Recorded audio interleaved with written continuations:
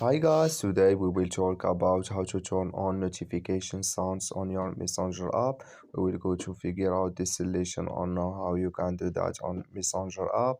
All you have to do, you just go up here, you click here on app, then it's going to show for you window like this, or it's going to take you here, and you just go up, you click here on mark settings, then it's going to take you to next window here, and you just go down, and you come here to notification sounds, you click, and you come here to method enter, you click here on this mark, and like you say notification sounds it's turned on now.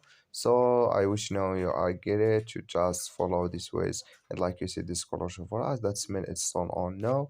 I wish now you are get it. That's all. Thank you for your watching. Don't forget to support us by like and subscribe, and see you in next video about all messenger app settings. So see you.